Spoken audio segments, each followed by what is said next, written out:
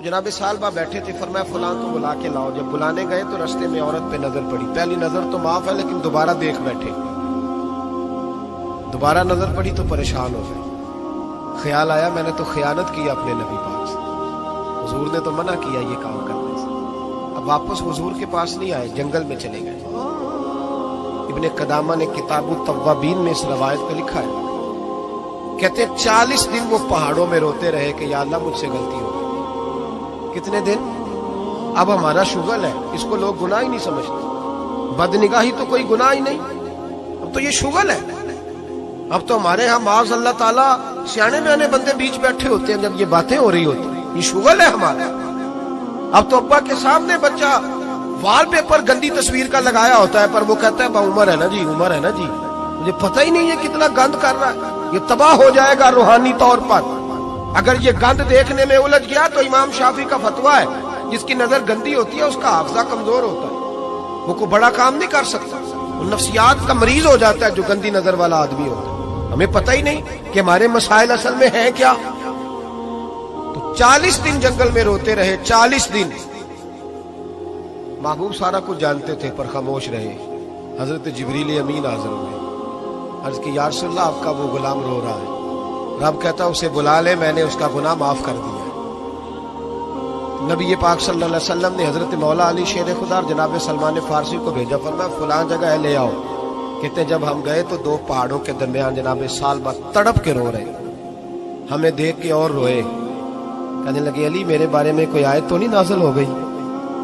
تو کہا نہیں، چل حضور نے بلایا ہے۔ کہا اچھا حضور کہتے کیا تھے، فرماتے کیا تھے؟ کہا پتہ نہیں لیکن بلایا ہے۔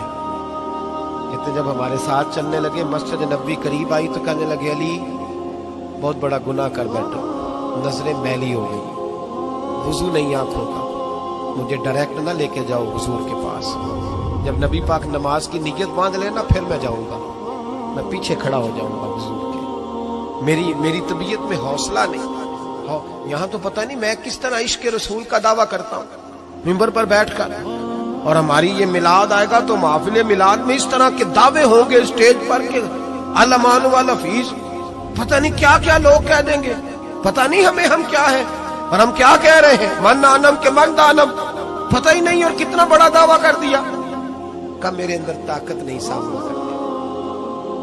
مولا علی فرماتے ہیں جب حضور نے مغرب کی نماز کی نیت باندھی تو انہوں نے بھی پیچھے نیت باندھی۔ اتفاق کی بات یہ کہ حضور نے پہلی رکعت میں سورہ انفطار پڑھنی شروع کر دی، اذا السماء انفطرت واذا الکواکب انتصرت واذا البحار فجرت۔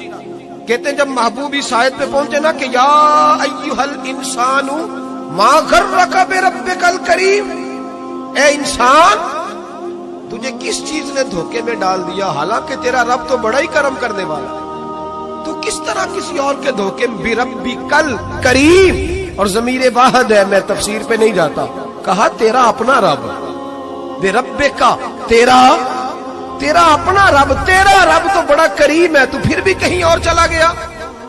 جب یہ آیت سنی تو پیچھے چیخ ماری، بے ہوش ہو کے گر گئے، گھر والے گھر لے گئے۔ نماز مکمل ہوئی تو حضور نے فرمایا کیا ہوا؟ عرض کی حضور وہ تو رو پڑے تھے، گھر لے گئے۔ محبوب پیچھے گئے تو بے سود پڑے، تیز بخار ہو گیا۔ نبی کریم سرہانے بیٹھے اور ان کی گردن کو اٹھا کر سر کو گود میں رکھا، اور جب بالوں میں دستے مبارک پھیرا تو آنکھیں کھول دی، اور جھٹ سے اپنا سر زمین پہ رکھ کے کہنے لگے حضور میں